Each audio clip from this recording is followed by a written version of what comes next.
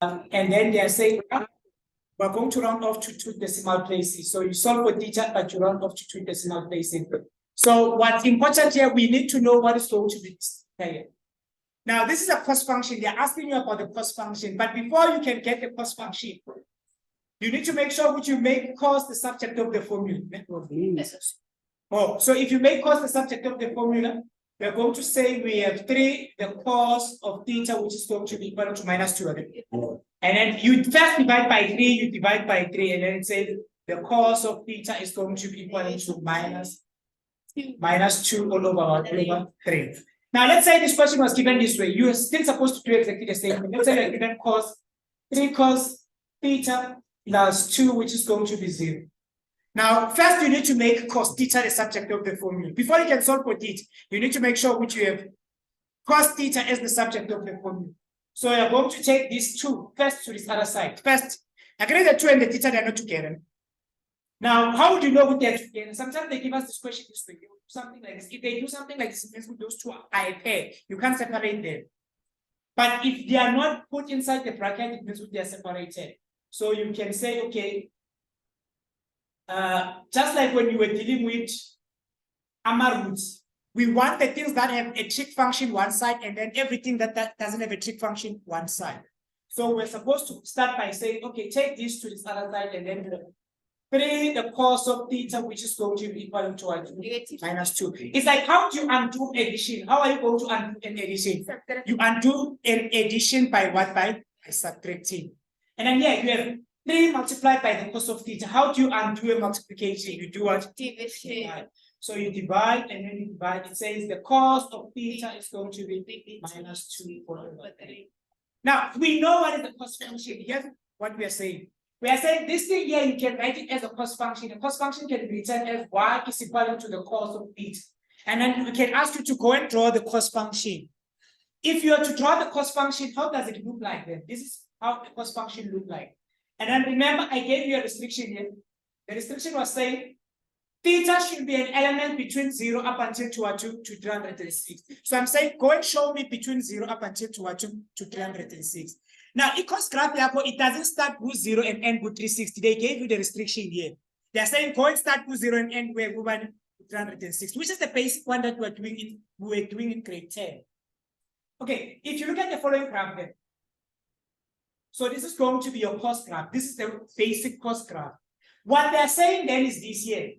They're saying instead of y, we know what is y. What is our y here? It's -2 over 3. Let's just check what is going to be -2 over 3. Okay, if we go to our calculator. Now, if your calculator, guys, like I was saying, we should teach you how to use your calculator.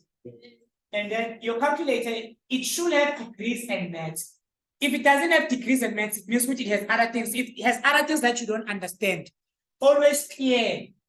So you go to shift 9, and then you clear, and then here you press 3, and then you press equals to, and then you have your degrees and what then? And mathematics. Now, even if your calculator, like it had other things, in fact, if you're going to deal with calculating angles, make sure that you have a D here on top. Shouldn't take that for granted. Make sure that you have a D on top there. Okay, now the one thing that I first want to check, I want to check what is this here. What is this value as y? I know which is -3 all over 2 again. But like as a fraction, as a decimal, what is that equivalent to? So I can say I have -2 divided by 3. And then it says this is going to be 0,06667. Can you see that? Now, in other words, here's what they're saying. Instead of y here, instead of y, it means which our y is equal to -0,667. So what are they asking here? They're asking here, what can you put for theta such that the left-hand side and the right-hand side are going to be equal? What is the value of theta that you can put here such that when you type this in your calculator, it gives you -0,667? But no, not y. What is theta? What they're asking here is this, guys, should you understand? But this is what they're asking. You have the cos, this is a function.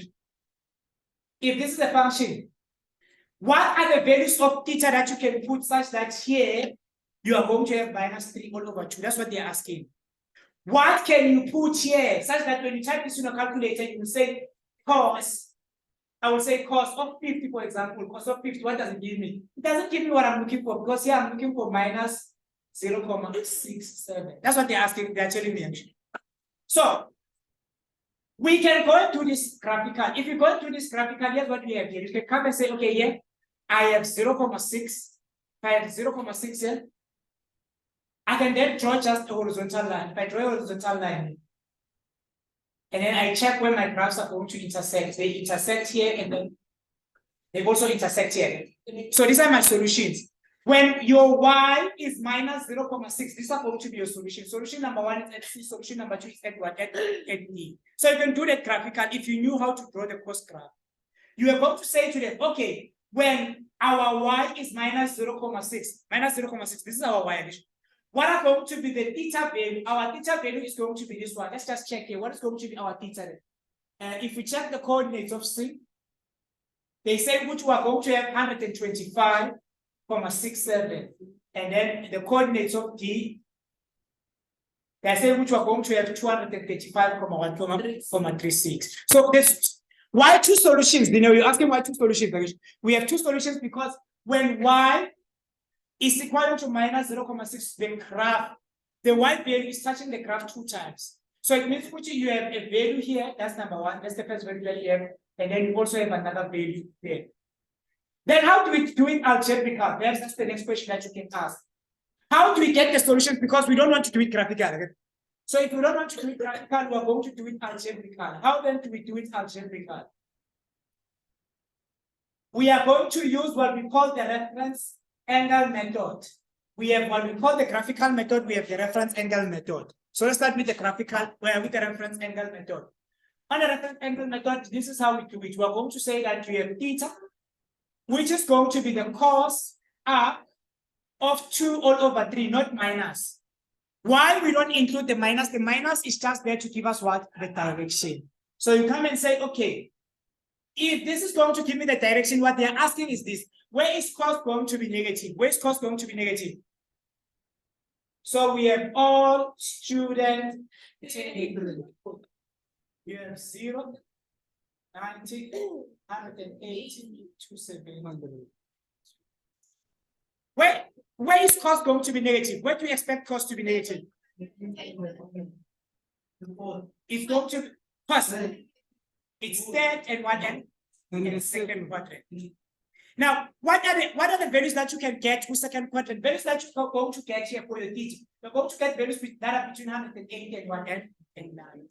What are the values that you are going to get on the third quadrant? Values that are going to be 180 and 270. How do we get those values, Tim? Using the reference angle method. If we're going to use what we call the reference angle method, then we're going to first start by getting the reference angle and say cos arc, shift, cos,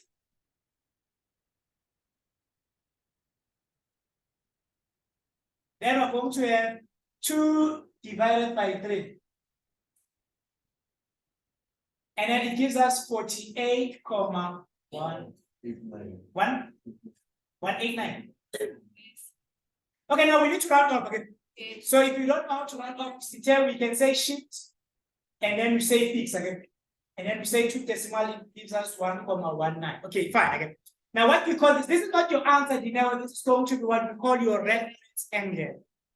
As soon as you're done with your reference angle, then you are going to say, I am going to get my solution. My solution lies on the second quadrant and then also lies on the the third quadrant.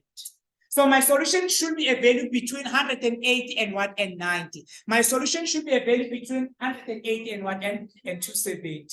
Okay, how then do I get this? I'm going to tell them, according to the second quadrant, I am going to have my solution as 180 degrees minus the reference angle. Where does the 180 come from? It comes from here. So if I'm working with the second quadrant, I'm going to use 180 degrees minus the ref angle, whatever the ref angle is. If I'm working on the third quadrant, I'm going to have 180 degrees plus the ref angle. I'm only going to use this one here, the one on the horizontal, because the ones on the vertical, they're going to give us what? Our core function. We don't want the core. So here you have 180 minus your ref angle. What is going to be 180 minus your reference angle? You said your reference angle is what? 48. 48,19. And then if you type this in your calculator, you have 180 degrees minus your answer. You get 131,81. And then according to the third quadrant, then what you do? Your solution is going to be, theta is going to be 180 degrees plus our rep angle. What is our rep angle in this case? Rep angle doesn't change. Our rep angle is going to be 180 degrees plus 48,19. If you do that in your calculator, what do you get? 228,1. And then that's how you solve this thing. And then if you can check here on our graph here, we got more or less the same thing. I think we got for C. The points that we got for C, we got 125,67 again. Yeah, you know what did we get? We got 131, more or less the same. We didn't use minus 0.6 here. We use minus 0.6 when they are using minus 0.66667. So these are going to be your two solutions. Are you always going to have two solutions? Yes, because your function is going to be positive in two quadrant and it's going to be negative in what? In two quadrant. But this is only applicable only if you are working between 0 and 1 and 360. Then